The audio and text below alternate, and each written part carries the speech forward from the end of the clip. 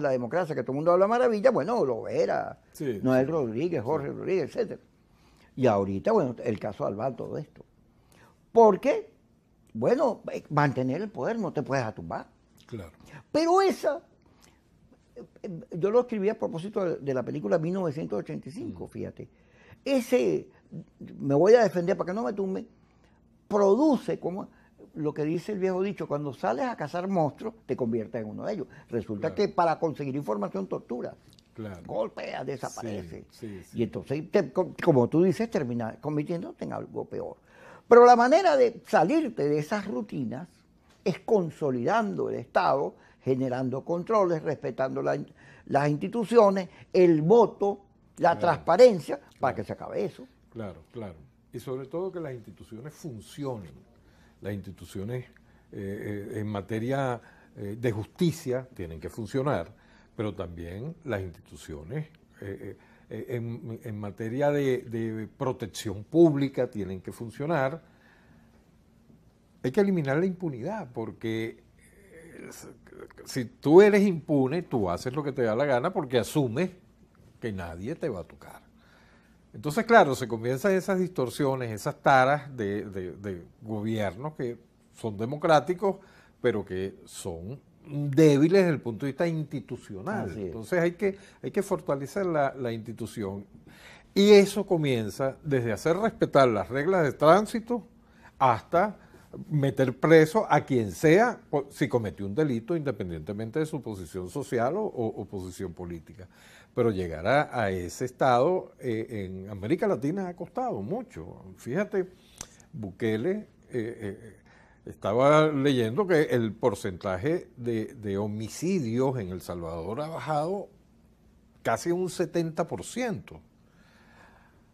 La gente vio unas entrevistas, la gente en la calle, y la gente estaba feliz porque los domingos podía salir a la plaza con los hijos a las 2 de la tarde sin problema. Pero cuántas críticas no ha tenido Bukele tratando de enderezar la situación. Entonces, mantener el equilibrio en nuestros países ha sido difícil en ese sentido. Es decir, contrarrestar la delincuencia con mano dura, pero a la vez te salta el tema de los derechos humanos. Entonces, oye, para estos gobernantes es difícil, es difícil. ¿Por qué en otros países más desarrollados esa no es tan complicado? Porque acostumbraron a la gente desde pequeños a respetar las normas, y si las irrespetas, hay consecuencias.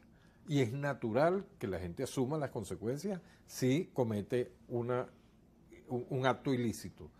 En nuestros países estuvimos acostumbrados a tanta impunidad, los malandros, el territorio era de ellos, entonces cuando viene de manera sobrevenida una política de represión, pues el escándalo, porque la gente no está acostumbrada. Ahora fíjate tú, pensando como los locos. Ve, el ping-pong, me quieren tumbar, entonces te persigo. Pero te tiro un dron. Toda esta situación que hemos vivido,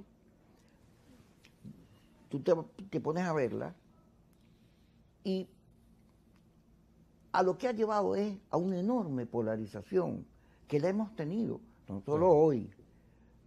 Acuérdate cuando Adey y Copey eran polarizados, pero vete para atrás y la dictadura contra los demócratas, y vete para atrás conservadores y liberales.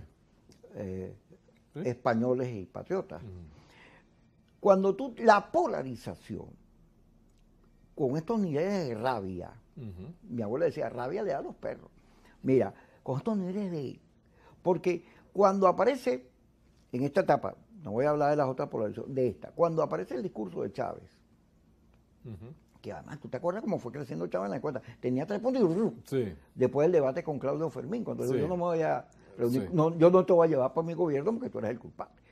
Pero Chávez logró sintonizar una crisis que había generado la democracia, que estaba contenida en el discurso de Caldera el 4 de febrero, de atención a las grandes mayorías empobrecidas, que la superpoblación, ese fenómeno de la gente que se viene para Caracas había generado. La riqueza no se estaba repartiendo, no llegaba abajo.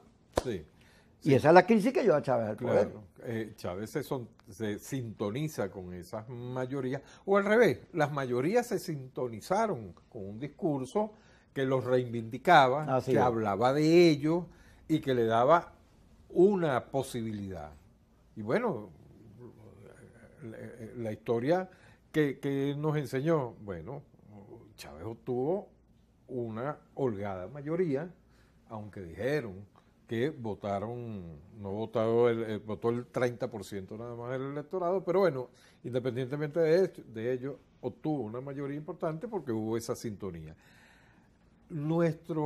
Hoy en día, la oposición al gobierno no ha podido vender la esperanza porque el discurso no ha sintonizado todavía. Ha pasado el tiempo peleándose entre los liderazgos, el quítate tú para ponerme yo, y la gente se ha quedado a la deriva. La gente no tiene quien le sirva de vocero, quien lo represente. Y una de las cosas que tiene que rescatar los líderes de oposición es ese papel de conductores sociales, ¿ok? Partiendo de las necesidades de la gente, identificándose con ellos y ofreciéndoles alternativas. No discursos mesiánicos, que políticamente pueden ser muy productivos en cualquier momento, pero es que en Venezuela hay que cambiar la manera de hacer política y acercándose a la gente primeramente. Hoy en día, cuando vemos nuestro espectro político, es un gran ring de boxeo que queda como en el 8º piso y nosotros desde acá abajo viéndolo. Entonces, no hay sintonía. Por eso la gente se aparta cada vez más del ring y a veces hasta voltea la mirada a otro lado porque ya no le interesa esa pelea. Es una figura muy dura lo que estoy diciendo, pero es que yo percibo que eso es lo que está pasando y ese es el desánimo de la gente y el reto de los políticos para estas primarias y para las elecciones del 24 es conquistar nuevamente el corazón de la gente. Toca